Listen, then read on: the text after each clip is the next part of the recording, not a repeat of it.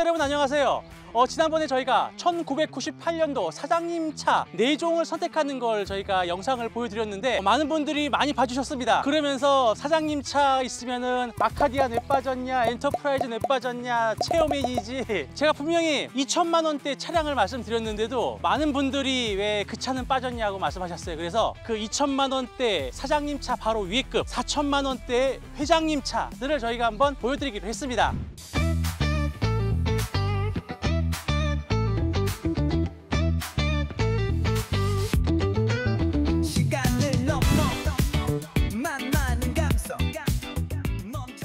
때는 바야흐로 1999년 밀레니엄 전에 세기 말입니다. 1년 사이에 사장이 이제 돈을 많이 버셨나 봐요. 회장이 됐어요. 그래서 이 4가지 차량 중에 하나를 비교하는 컨셉으로 해서 여러분께 하나하나 차종들을 보여드리도록 하겠습니다. 자동차를 배기량으로 나누기도 하고요. 배기량에 따라서 경차, 소형차, 중형차, 준중형, 대형차 이렇게 통상적으로 구분을 하는데 유럽에서는 이거를 세그먼트라고 해요. 차 크기에 따라서 A 세그먼트, B 세그먼트, C 세그먼트, 뭐 E 세그먼트, F 세그먼트 해가지고 F 세그먼트가 가장 큰 승용차 5m가 길이가 넘는 그런 차를 의미합니다. 리무진이 아니더라도 그냥 기본 모델이라 하더라도요. 에쿠스, 체어맨, 엔터프라이즈 같은 경우에 5m가 넘었고 아카디아 같은 경우도 5m가 조금 못 미치는 차들이에요. 4가지 차종이 각 회사에서 나와서 경쟁하던 1999년도 차량 가격들도 4천만 원대, 5천만 원 살짝 넘고 그 가격대입니다. 지금 요거 4개 합치면은 지금 한 2억 돈 되거든요. 1999년도에 2억이면은 웬만한데 서울의 아파트를 살 수 있는 가격이었습니다. 요 2대 있으면 아마 강북의 아파트를 살 수도 있었을 거예요. 그 당시에는 굉장히 고급스러운 모델이었습니다. 예, 우선 먼저 고급차의 대명사 에쿠스부터 보도록 하겠습니다. 여기 있는 차량은 리무진 차량 최고급인데요. 우선 통상적인 에쿠스로 가정을 하시자고요. 3500cc 정도 중상급의 에쿠스 모델을 가정을 했습니다. 차량 가격은 제일 높아요. 한 5,100만 원 정도, 4천만 원대라고 했으나 4천만 원대를 칸 넘은 5천만 원 초반대입니다. 1999년 4월에 출시됐어요. 방금 나온 따끈따끈한 차량입니다. 신차기도 하고요. 작년에 봤던 그 XJ 그랜저를 좀 닮았어요. 약간 각이진 모습인데 리무진 형태여서 각이진 모습이고 통상적인 건 이거보다 조금 둥그스레한 앞 그릴이 있습니다. 현대자동차가 미쯔비시와 마지막 협업한 차예요. 미쯔비시랑 같이 공동 개발해가지고 그랜저는 대보네요. 미쯔비시의 프라우디아라는 차량은 이렇게 현대에서 에쿠스로 발매가 됐습니다. 2000년대 초반에 제가 일본을 갔었을 때 솔직히 대보네오는 못 봤는데 이 프라우디아는 간간히 보였어요. 그래서 일본에서 본 이 현대차의 차종이 굉장히 반갑기도 했습니다. 주력 모델은 아무래도 3.5가 굉장히 많았어요. 아카디아가 3200cc, 체어맨도 3200cc, 그거를 좀 다분히 의식해가지고 그거보단 조금 큰 3500cc 엔진. 하지만 엔진은 미쯔비시 시그마 엔진 3.0 엔진을 조금 이제 늘린 것입니다. 예, 그 다음에 보실 모델은 체어맨입니다. 나온 지 한 1년 정도 됐어요. 98년도에 출시가 됐고요. 쌍용차 하면은 뭔가 지프차 만들고 트럭 만들고 버스 만들고 중무장대한 자동차를 만드는 회사인 줄 알았는데 갑자기 고급 승용차를, 그것도 벤츠 기술을 그대로 가져온다 그래가지고 굉장히 놀라웠던 기억이 납니다. 벤츠의 E클래스 W124 모델, E클래스 모델을 늘리고 늘려서 거의 S클래스의 빡하게 만들었습니다. 그래서 벤츠에서 이 차량을 보고서 야 이거 어떻게 우리 S클래스 다음 차량이랑 비슷하지 해서 깜짝 놀랐다는 후문이 있어요. 나온 지 1년밖에 안 된 최신형 모델입니다만은 이 체험에는 2015년도까지 거의 20년 가까이 사골처럼 나올 줄 그 당시에는 몰랐습니다. 그 다음에 보실 모델은 기아의 엔터프라이즈입니다. 지난번에 보셨던 포텐샤, 그게 마츠다의 루체라 그랬잖아요. 그 마츠다 루체의 후속형이 마츠다 센티아인가 그 모델이 나왔는데 그 모델을 기아에서도 그대로 들여왔습니다. 갓그랜저랑 포텐샤로 경쟁하려고 봤더니 크고 비싼 차들이 많이 나오다 보니까 기아차 입장에서는 안 되겠다 싶어가지고서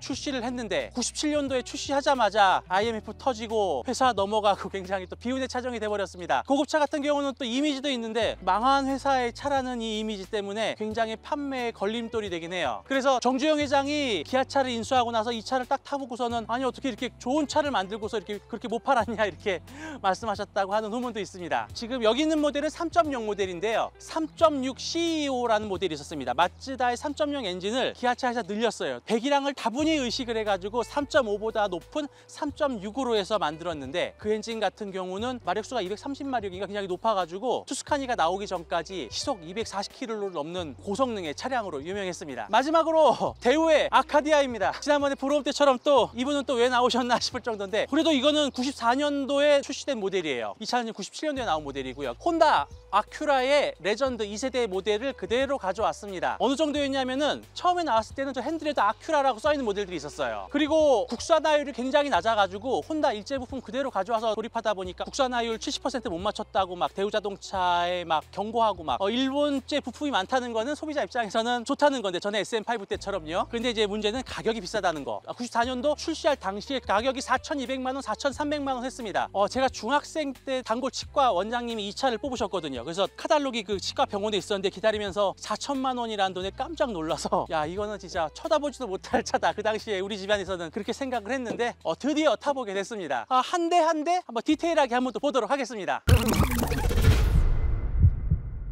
이 에쿠스는 개인적으로 저희 아버지가 굉장히 타고 싶었던 차예요. 대한민국에서 가장 비싼 차다 보니까 가난했던 우리 아버지가 에쿠스 한번 타보는 게 소원이었다 싶어가지고 렌트카로 하루에 40만 원 렌트카로 빌려가지고 아버님을 모시고 한번 여행을 떠난 적이 있었습니다. 그만큼 감회가 새로웠던 차량이고요. 그 전에 있었던 다이너시티보다 크기가 커졌어요. 뚱뚱해졌죠. 굉장히 크기도 커지고 중량도 거의 한 200~300kg 늘어났습니다. 연비가 좀 안습했고요. 헤드라이트도 크고요. 클리어로 돼 있고, 그 당시에는 이게 크롬의 방패 휠이 유명했어요. 요거는 이제 리무진형이어서 조금 다른 휠인데 통상 많이 보이는 방패 휠이 굉장히 체어맨도 그렇고 고급차의 상징이기도 했습니다. 뒷모습을 보면은 이게 초창기형 처음 나왔을 때 가쿠스라 그랬어요. 갓그랜저처럼 직선으로 떨어지고 테일라이트도 굉장히 이렇게 떨어져 있는데, 초창기 나왔을 때는 이 색깔이 아니라 여기 호박색이었거든요. 주인분께서 교체한 걸로 알고 있어요. 여기도 똑같이 이 차는 3.5거든요 3,500cc인데 에쿠스 리무진 타시는 분들도 자격지심이 있으셔가지고 4,500cc를 이렇게 높여놨습니다. 정체성을 제가 또 확립해주고 싶긴 한데 이제 저도 포기했어요. 통상적으로 3,500cc가 가장 많이 팔렸는데 이 4.5가 미쯔비시 오메가 직분사 엔진, 그 당시에 굉장히 생소했던 GDI 엔진이었습니다. 고급 휘발유 세팅이다 보니까 그 당시에는 주유소에서 고급유 파는 데가 거의 없었어요. 그러다 보니까 결함이 속출했고 나중에 4.5는 단종되고 맙니다. 이 엠블럼이 또 나름 멋있었어요. 뭔가 이 천사가 날아가는 듯한 이 엠블럼, 보행자 다치지 말라고 이렇게 또 움직이긴 합니다. 이때부터 이제 백밀러에도 깜빡이가 들어가기 시작했고요. 실내를 한번 보도록 하겠습니다. 요건 회색, 굉장히 밝은 회색의 시트랑 이런 내장이 있어요. 페이스리프트 되고 나서부터 이제 완전히 검정색으로 바뀌었는데 이 초기형이 그래도 굉장히 밝은 회색이어가지고 굉장히 인상 깊었던 기억이 납니다. 그 당시에 흔치 않은 내비게이션이 있었어요. 세기 말 밀레니엄 초 2000년대 전후로 내비게이션이라 하면은 몇백만 원이나 되는 엄청나게 고급 모델이었습니다. 여기는 지금 사제가 매립이 되어 있는데요. 제가 나중에 요거 순정 내비게이션이 어떤 모습을 보이는지 그것도 한번 이어서 한번 보여드리도록 하겠습니다. 이쪽에 지금 내비게이션 조작하는 스위치들이 있고 CD 플레이어, CD 체인저도 있고요. 저기 풀 오토 에어컨, 기본적으로 있을 거는 다 있습니다. 그리고 미션이 그 당시에 다 4단이 1색일 때 5단이 들어가 있어요. 그리고 고급차 같게 저기 솔라 글라스도 돼 있고 시동을 한번 걸어보도록 하겠습니다. 그 당시에 최첨단 기능이기도 해요. 하이비전 클러스터라 그래가지고서 굉장히 밝게 보이는 계기판 숫자들, 그리고 이건 좀 특이한 게 경고등 같은 것들이 입체적으로 보여요. 요즘 차들 HUD 보면은 원근감이 있게 보이는 것처럼 굳이 이렇게 경고등에까지 이렇게 돈을 쓸 필요가 있나 그렇게 생각이 들기도 합니다. 스위치 같은 게 하나하나 큼직큼직해서 좋아요. 그리고 또 고급차의 상징인 우드 그레인이 있고 엠블럼이 있고 각양의 스위치가 있고 우드 핸들도 있습니다. 오디오 같은 경우도 이제 JBL 음질도 좋은 편이고요. 고급차다 보니까 에어백도 기본으로 이제 양쪽으로는 다 달려 있습니다. 그리고 여기 사이드 에어백도 이때부터는 이제 막 적용되기 시작했던 시기예요.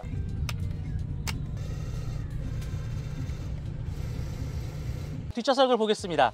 고급차의 상징 제떨이가, 회장님을 위한 제떨이와 시가잭도 이렇게 있습니다. 햇빛을 가려줄 수 있는 선바이저도 이렇게 되어 있고요. 이건 지금 리무진 모델이다 보니까 굉장히 지금 무릎 공간이 넓어요. 조수석 의자를 이렇게 조정할 수 있는 요 스위치도 있고요. 다이너시티 때는 여기에 이렇게 똥 뚫려가지고서 회장님이 이렇게 발을 쏙 집어넣고 다리를 뻗을 수가 있었는데 리무진 모델 같은 경우는 발받침대만 해서 이렇게 각도가 있는데 뻥 뚫려가지고 발을 조수석까지 미는 것보다 이게 각도상 되게 편한 것 같더라고요. 또 에쿠스 시트의 특징이 푹신푹신합니다. 그 집에 거실 소파 보는 것처럼 두께도 굉장히 두꺼워요. 솔직히 이거는 앞좌석보다 뒷좌석을 탔을 때 에쿠스를 탔다, 그 느낌이 확실하게 들어옵니다.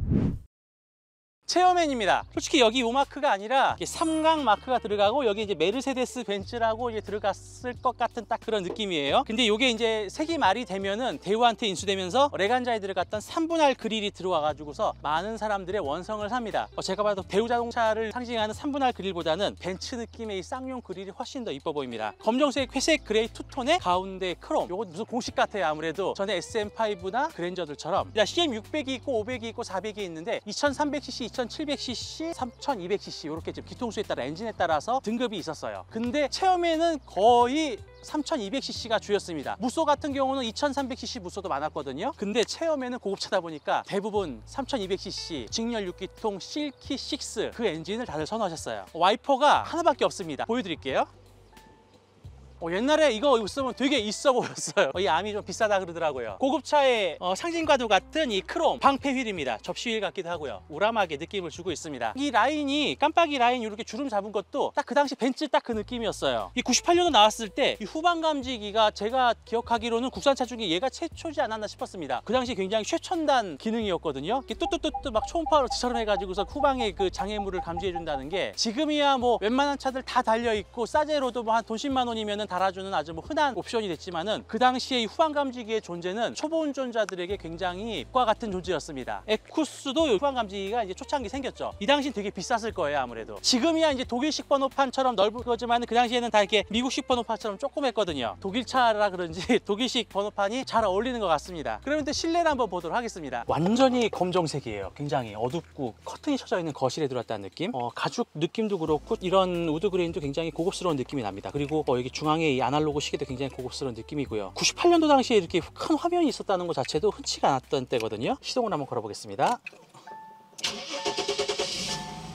앵앵앵 하면서 이렇게 독일차 특유의 소리가 나요. 그리고 열선도 있었고 에어컨도 이렇게 조작을 합니다. 그리고 오디오도 있고요. 체험에는 C 마크가 딱 있네요 지금.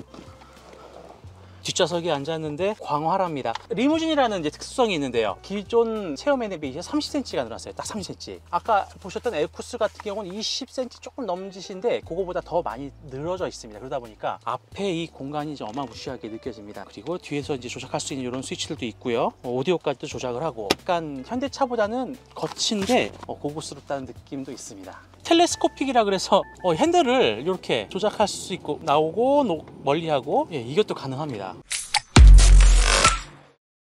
엔터프라이즈 차종입니다. 여기 차종 중에서 아마 거의 제일 싼 축에 속할 거예요. 마츠다 모델을 그대로 가져왔고 근데 앞모습이 뉴 포텐시아랑 약간 비슷해가지고 나중에 뉴 포텐시아랑 저희가 같이 한번 비교해 드릴 텐데 느낌이 굉장히 비슷합니다. 요 엠블럼까지도요. 디자인은 길어요. 휠베이스도 넓은 축에 속합니다. 뒷모습도 굉장히 이제 길쭉합니다. 여기 지금 3.0으로 써 있긴 한데 3.6 CEO 등급이라고 해서 그렇게 해서 볼 거고요. 시중에 있는 모델들이 2.5 모델들이 많아요. 2.5 모델들 같은 경우는 랜드로버 엔진이거든요. 그 포텐시아도 후경의 이제 마츠다 엔진에서 랜드로버 엔진으로 바뀌었다고 했는데 그 랜드로버 엔진이 조금 문제가 많아서 아무래도 매물을 보실 때는 2.5보다는 3.0이 있으면 3.0을 보시는 게 좋고 3.6 CEO 모델이다. 이거는 매물 자체도 흔치가 않고요. 이 차 같은 경우 시세가 뭐 3,400 한다 그러면은 3.6 모델 같은 경우 똑같이 생겼는데 마력수도 뭐 조금밖에 안 늘어나는데 거의 돈 1,000만 원 돈 되더라고요. 굉장히 희귀한 모델입니다. 이 차 같은 경우는 97년도 모델인데 원래 이때 기아 마크가 이 마크가 아니었을 것 같은데 이제 이 마크를 주인분이 다루셨던 것 같고요. 그 당시에 최첨단 옵션이었던 이제 후방 감지기도 이때도 이제 들어오기 시작하고 있습니다. 디자인이 좀 특이했던 게 저는 이 뒤에 이 라인이 되게 인상적이었어요. 이렇게 둥그렇게 올라가 가지고서 C필러 쪽에 그리고 이 차의 또 특징 중에 하나가 프레임리스 창틀이 없어요. 옛날에 국산차에서는 제가 처음 봤던 게 티뷰리온이었던 것 같고 그 다음에 이제 XG 그랜저가 나와서 이제 이게 대중화가 됐는데 그 전까지 이거는 외제차에서나 볼 수 있었던 그런 모습이었습니다. 앞에 운전석 같은 경우는 열리고 닫힐 때 이 유리 모양이 조금 낯설기도 해요. 앞으로 이렇게 숙였다 이렇게 내려갔다가 올라갔다 이렇게 하고 약간 그런 느낌이더라고요. 처음에는 막 유리기어가 고장난 줄 알았어요 제가. 그러면 이제 실내를 한번 보도록 하겠습니다. 아까 체험엔과 에쿠스 같은 경우는 1475 정도 전고거든요. 근데 이건 1435, 한 4cm 정도 낮아요. 고급차인데 다른 차들에 비해서 굉장히 높이가 낮아가지고 어떻게 보면 약간 스포츠카를 탄다는 그런 느낌? 약간 답답할 수도 있지만은 주행성에 좀 염두를 둔 그런 느낌입니다. 고급차의 느낌이었던 아날로그 시계가 있고요. 특이했던 게 이 당시에 기아 순정 AV 시스템이 있습니다. 야, 이거는 진짜 이런 옵션을 선택했던 분들은 대단했던 분인데 워낙 구리다 보니까 그 전 주인분이 따로 여기다가 후방 카메라랑 내비를 따로 다셨어요. 원래 이게 순정 이런 거 다는 거 되게 싫어하는데 그래도 이게 굉장히 쓸모가 있습니다. 위치도 굉장히 좋더라고요. 뉴그랜저에서 다이너스티가 나왔을 때 이게 똑같이 생겼는데 다이너스티가 뭔가 이제 차별화를 두기 위해서 이쪽에다가 다이너스티라고 이제 글씨를 새겨줬거든요. 이에서 똑같이 이제 포텐시아랑 헷갈리지 말라고 엔터프라이즈라고 이렇게 다이너스티는 이게 글자를 음각으로 이렇게 금속으로 넣어줬는데 얘는 그냥 프린트 인쇄만 했네요. 그럼 시동을 한번 걸어보도록 하겠습니다.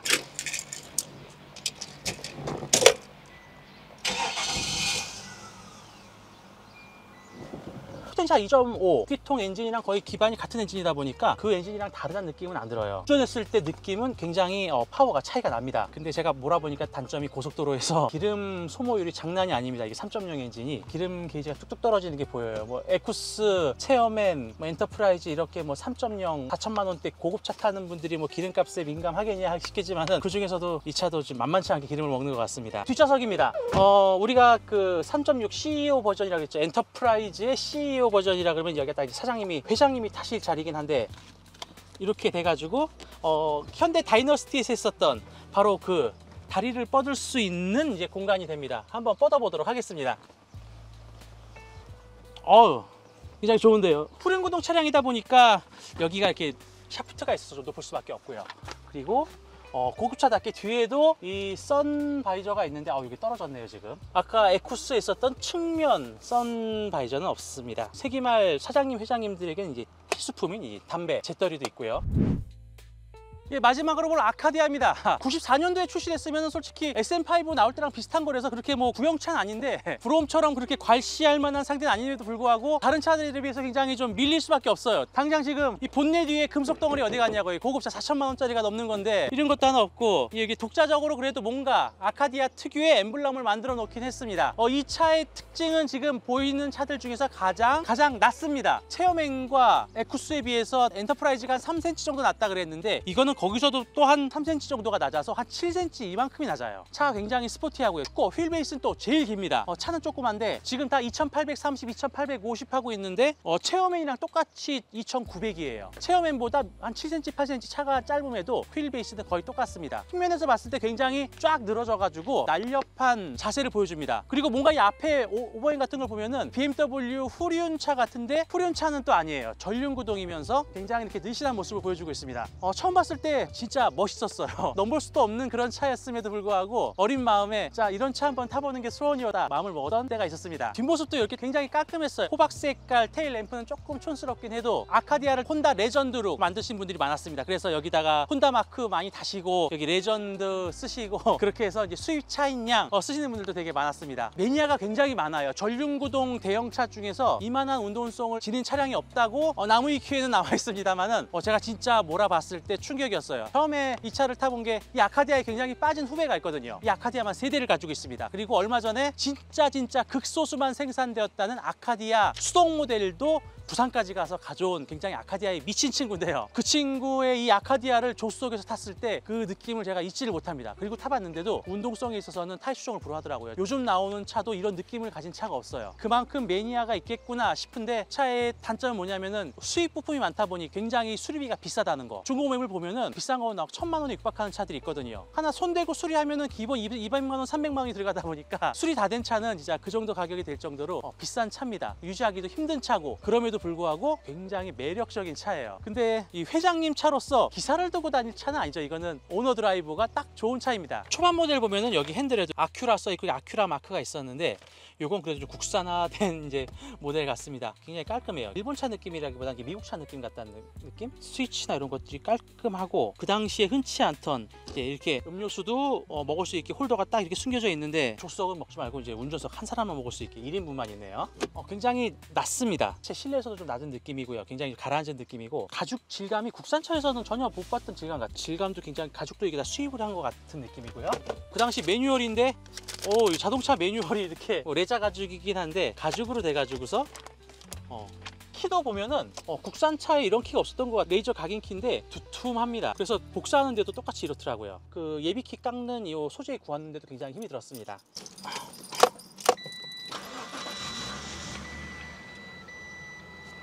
예, 오디오를 한번 들어보면은 이게 코드를 입력하라고 되어 있습니다. 한번 방전이 돼가지고 점프를 했더니 이렇게 이제 또 비상 코드를 하라고 그랬는데 이게 자꾸 잃어버리니까 여기다가 오디오 코드를 써놨어요. 옛날에는 카오디오가 굉장히 비싼 물건이었고 도난을 많이 당했거든요. 그래서 그런 도둑을 방지하기 위해서 안티 세프트라고 도난 방지 깜빡깜빡이는 거 보이시죠? 풀려서 오디오의 기능이 이제 들어오고 있습니다. 이거는 뭐 회장님 차라기보다는 저번에 봤던 그 사장님 차들 오히려 그랜저보다도 뒷좌석은 더 좁을 수도 있을 것 같아요. 그리고 그래도 사장님 차라고 이렇게 또 재떨이는 또 빠짐없이 또 챙겨주는 센스가 있네요. 느낌이 솔직히 기사를 놓을 차는 아니에요. 평범한 중대형 차 정도? 그 정도의 느낌입니다. 근데 가죽 질감은 지금 좀 까지긴 했는데 굉장히 거친데 좋은 느낌이에요. 고급스럽다는 느낌? 4대 줄 중에서 체험의 가죽이 가장 좋았던 것 같고, 그 다음에 이 가죽. 현대 건 너무 부들부들한 느낌이 있었거든요. 개인적으로는 이 가죽도 굉장히 느낌이 좋은 것 같습니다. 네, 지난번에 이 엔진룸을 좀 자세히 보고 싶고 엔진의 그 소리, ASMR을 좀 듣고 싶다는 요청들이 있어가지고 저희가 한번 엔진룸을 한번 열어보고 시동 거는 소리 한번 들어보도록 하겠습니다. 먼저 에쿠스 엔진, 이 엔진 같은 경우 시그마 엔진 6기통인데 예전에 뉴그랜저 다이너스티에 쓰던 엔진이거든요. 한번 시동을 걸어볼게요.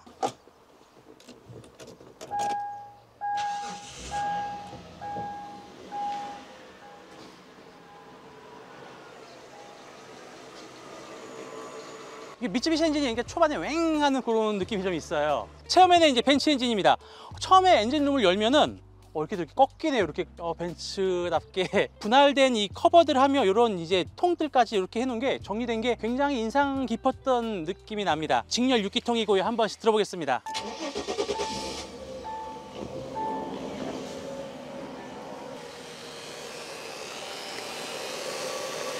뭔가 웅 하는 소리가 나긴 하는데, 제가 이 차 타보고 이 차 전에 뉴체어맨 차도 탔었거든요. 근데 이게 초기형과 개선된 거의 차인지 아니면 차량의 관리 상태인지 모르겠는데 뉴체어맨 같은 경우는 진짜 실키6고 이렇게 부드럽고 느낌이 좋구나, 그 느낌을 굉장히 받았던 기억이 납니다. 이것도 만만치 않게 좋긴 해요. 예. 엔터프라이즈 같은 경우는 마츠다 3.0 엔진인데 쇼바가 좀 죽어가지고 지금 안 되고 있네요.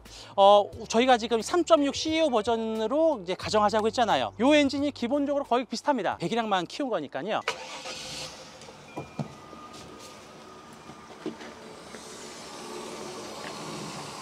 엔진 필링은 되게 조용하고 괜찮아요. 느낌이 이 엔진도 나쁜 것 같진 않습니다. 마지막으로 대우가 아닌 이제 혼다의 엔진입니다.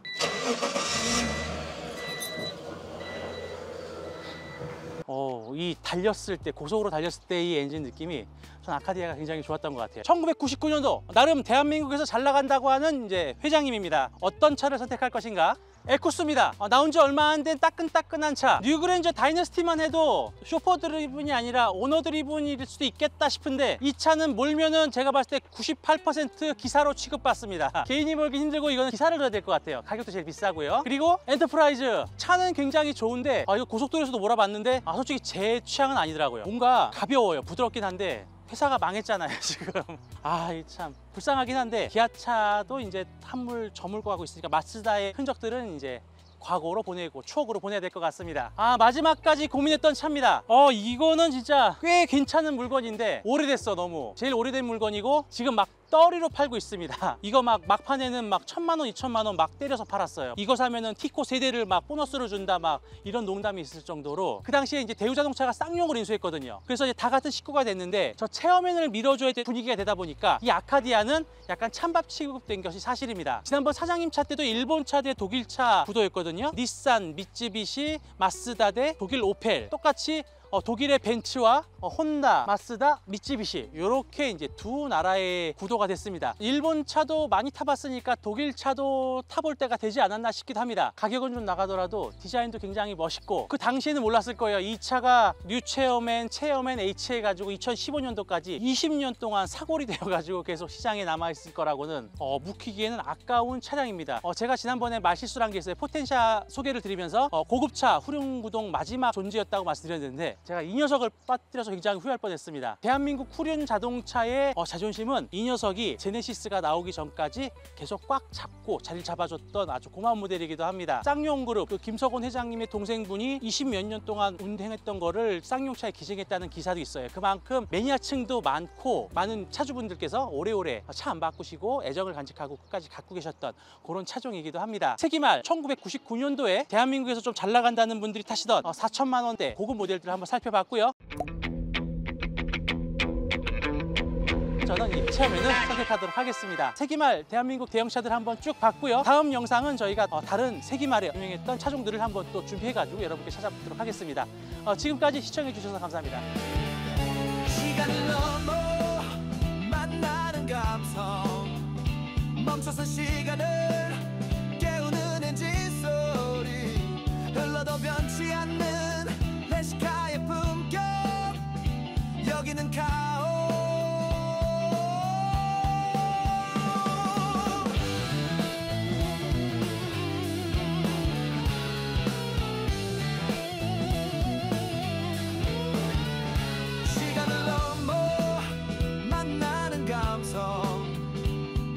시간을